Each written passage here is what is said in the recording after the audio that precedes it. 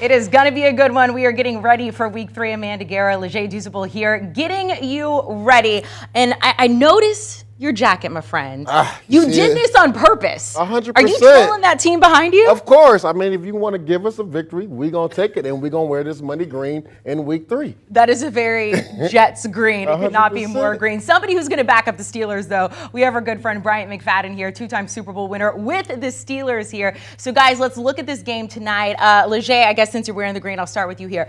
Browns had a players-only meeting. I don't know if this is a good thing or a bad thing after just 2 games. What do you make of it? Yeah, it's cause for concern. And B-Mac, you know, this is only 2 weeks into the season. You're having a players-only meeting. To me, I hope in that players-only meeting you had a meeting about miscommunication. I mean, Nick Chubb, if you just take a knee after getting the first down, the clock runs out, you guys win the game. And then you give up an explosive touchdown to Corey Davis because of miscommunication between Grant Delpit and Denzel Ward. It's way too early in the season to be having these only player meetings.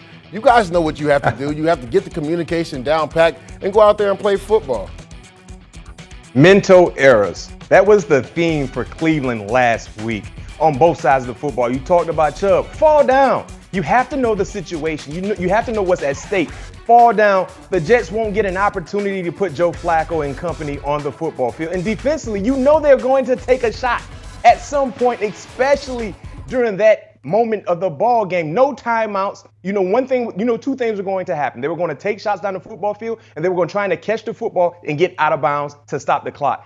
Mental errors has been the storyline so far for Cleveland. Even though they beat the Carolina Panthers, if you go back and look at that ball game as well, we saw mental error after mental error. So they have to find a way to do better in regards to that element of the football game.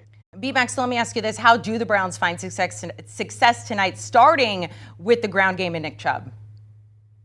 That's the name of the game. I mean, when you have a backup quarterback as your starter, you want to emphasize the ground and pound attack. And regardless, whoever the quarterback is, that has to be the calling card for the Cleveland Browns, because Chubb is one of the best running backs in the National Football League. Explosive. He can make little plays and turn them into big plays. And then when you talk about his duo in crime, Kareem Hunt, he's a guy who's been more than a serviceable back throughout his time in the professional league as well. So it's imperative to get the ground and pound game going, because when they're going and running the football at their best, the entire offense can be at their best. Yeah, I agree with you 100%, B-Mac. They got to get this running game going. If you look at the Steelers' defense last week versus the Patriots, to the running backs that the Patriots had, they gave up 5 yards a carry. Well, we know this Cleveland Browns team, with this offensive line, they're going to come in, they're going to establish the run game.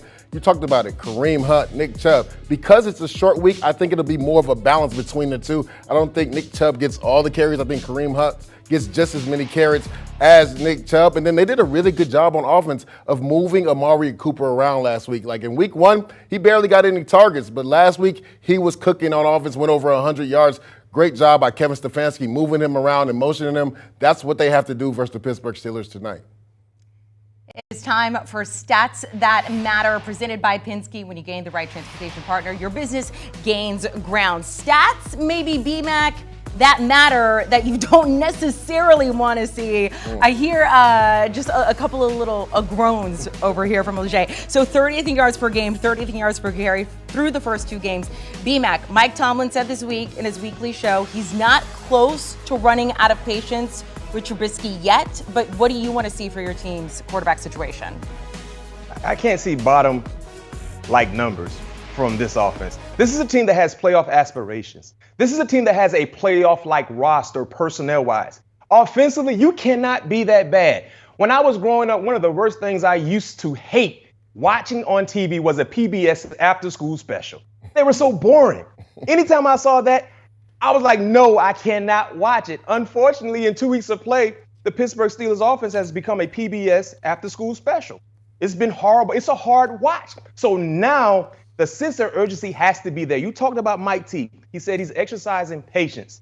Listen, if they have another week of below-like play, horrible offense, stagnant offense, that patience, the panic button will be hit, and we will see some changes on the offensive side. So me personally, listen, be aggressive. Take your foot off the brake and put your foot on the gas and don't mind the speed limit. Go past the speed limit. At some point in time, you got to bow your back up and let these Individuals know who you're playing against. We're not afraid of you. We're going to take shots. Last time I checked, the only team in the AFC North that has better wide receivers than the Pittsburgh Steelers in totality is the Cincinnati Bengals. So they have the personnel to be able to be an aggressive-minded offense. We just haven't seen it yet. Take your foot off the brake and fall on the gas pedal. Just fall on it. You think he's heated? You think he might be a little heated. Bit? Just a little bit. B-Mac, you talk about take your foot off the brake. I mean, have they even started going yet? Have they cranked the car up? That's my question. I mean, if you're Mitchell Trubisky, you can't play cautious. We know what's in the background. We know Kenny Pickett went number 1 overall. The inevitable is going to happen. He's going to be the starting quarterback. But you're playing for your future as a starter in the NFL right now. I'm just praying for the Pittsburgh Steelers to throw a pass past 10 yards. He's playing way too cautious. A play that comes to mind last week versus the New England Patriots, who had no respect for Mitchell Trubisky, played man coverage majority of the game, and they do that anyway. But it was 3rd and 4, right? Chase Claypool runs an out route. Mitchell Trubisky looks at him. He's so wide open, he turns his back to him on an out route. And he was in the boundary near the left hash where the ball was at. He takes a sack. That next series comes up, he actually delivers the ball and they get a first down. He's playing cautious and playing scared. And I also blame Matt Canada, right? Dial up some plays where he could throw the ball down the field. He talked about it, Mr. Trubisky, of getting George Pickens the ball. This is a big receiver that had a really good camp. He's only got 6 targets in 2 games. Throw it up to him in one-on-one coverage and let him come down with the ball. Mr. Trubisky has to stop playing so timid and cautious, and Matt Canada has to do a better job when teams play man coverage, running some bunch sets, getting guys, some pick and rub routes so Mr. Trubisky gets some easy throws. And also, use his athletic ability. Get him on the edge, some RPOs, get him on some bootlegs, and then quarterback run 2 or 3 times a game to keep the defense honest. Mr. Trubisky has to stop being cautious, and Matt Canada also has to open up this playbook. You might be just as heated as B-Mac. B-Mac, I realize their offense is like where you see student drivers like driving down the road and it says student driver and you just know like you do not want to be stuck behind that. Yeah, you don't want to be behind those student drivers. I mean, they're driving below the speed limit. I'd rather be stuck behind an elderly person than a student driver. Okay. Maybe they can upgrade at least to, you know what, we're just going to keep moving on here. Let's go to your specialty here. Let's go to the Browns defense. Myles Garrett will play. He sat out the one practice they had this week, nursing a neck injury, but he is going to play. Jadeveon Clowney will not play, still dealing with an ankle injury. How do they adjust to that? Yeah, I think you just got to move Myles Garrett around. They've done it before. They moved him in at the 3 technique. They put him on the outside. Now, that's a big loss, losing Jadeveon Clowney, especially on a short week, because he had a sack fumble. You got a turnover in the red zone. You were backed up, back against the wall. Jadeveon Clowney comes out, gets a sack fumble. So that really hurts you. And I think the biggest thing, Amanda, is just communication. We talked about it in the opening. You can't give up an explosive play. You know that the Jets are coming, trying to throw the ball down the field, and you got 2 guys on different pages. Miscommunication. So I know they had that players only meeting or whatever they want to call it, but I hope communication was talked about in that meeting because, again, Myles Garrett, you can only contain him for so long, and the Steelers' offense will probably really hone in on him, but miscommunication in the back end has continued to kill this team in the first 2 games. And I think with concerns in regards to the communication in the 3rd level with the secondary guys, you want to make sure you don't allow Trubisky to get comfortable. The thing for Pittsburgh, the Achilles heel for their offense so far in 2 games of play, right, has been bad offensive line production. They've had issues in protecting Mitchell Trubisky. So if you're the Cleveland Browns, with Myles Garrett dealing with some type of injury to his neck, you still want to find a way to put pressure on Trubisky. You still want to find a way to collapse the pocket because the other 2 defenses that have played against the Pittsburgh Steelers, they've all been successful in doing so. So that's the best way for you to be positive and productive against Pittsburgh is attack the 1 weak spot. Well, not the 1 weak spot, but one of their weak spots on the offensive side, which has been the offensive line. Okay, B-Mac, you and I have worked together quite a bit. This is our first time on the desk together. And I love this because before, Leger, was it Instagram, Twitter, Snapchat? I don't know all of them. TikTok? It was probably Instagram. Yeah. Talking about how good his picks have been, how good his bets have been, saying, I am making you money, telling people to watch. Yeah, that knocked down there. So what are some of your top plays in this game? Yeah, a lot of top prop bets to me. Donovan Peoples-Jones, right? Week 1 had 11 targets. Week 2 only had 1 target, and he didn't have any catches. To me, over 2.5 receptions. I talked about it earlier. Amari Cooper, they did a really good job moving him around. I think the Pittsburgh Steelers defense will hone in on him, and Donovan Peoples-Jones will be big this week as far as over 2.5 receptions. Chris Boswell, right? He's had at least 2 field goals in the first 2 games each. Over 1.5 field goals. We've been talking about this offense. It's been putrid in the red zone. They haven't been able to finish and score touchdowns. I believe Boswell has at least 2 field goals. Kareem Hunt, over 42.5 rush yards. This is a guy that's gotten that in each one of the first 2 games. Again, short week, right? So him and Nick Chubb will probably share a lot more of the load. I believe over 42.5 rushing yards. And this one, George Pickens, we talked about him. Mr. Trubisky talked about him, right? Anytime touchdown. I know he's only got 6 targets in 2 games, but this is a big frame wide receiver. If you do get to the red zone, throw it up because you're most likely going to be in man coverage because nobody respects this offense right now. Give George Pickens a chance anytime touchdown. I like him tonight to score. Making money. Well, my top prop, I have one in regards to player props. I have one.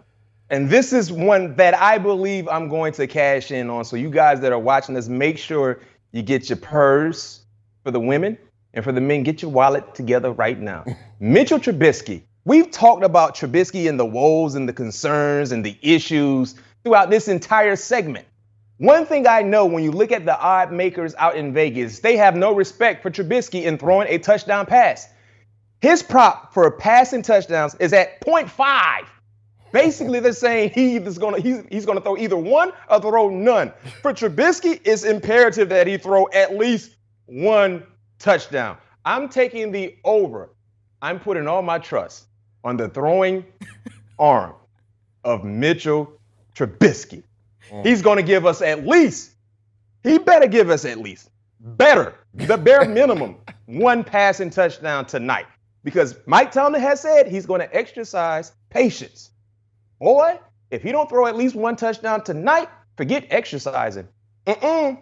Patience will be out of the door, and we might see a new man in charge next week against the Jets at the quarterback position. Looking up, he was looking at the football gods when he was making that prop bet. As long as he throws it to George Pickens, we good. All right, so we got like 5 props or something like that. B-Mac, it is your Steelers. We're going to give you first pick on the game tonight. Steelers at Browns. Browns favored at home by 4.5. The total is 38. What is your play in this game, B-Mac?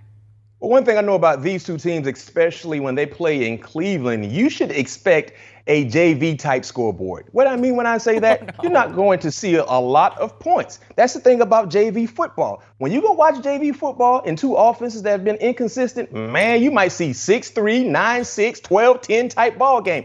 And in regards to the betting trend, this is why I love the under so much in this ball game. The under is 5-0 in the Steelers' last 5 games in September. In the month of September, the Steelers don't score a lot of points. The under is 6-1 in the Browns' last 7 Thursday night games. Last time I checked, today is Thursday. And the odds tell us the trend is your friend. The under hits when Cleveland plays on Thursday night. And then between these 2 teams, get this, the under is 7-2 in the last 9 matchups between the Browns and the Steelers. I know the under is extremely low, and they're begging you guys to take the over. You know what happened with the odd makers out in Vegas. They beg you to do something so they can take all your money away from you. No. No. Let's do the opposite. I'm taking the under because the betting trend is telling me, Mac, take the under. What do you think?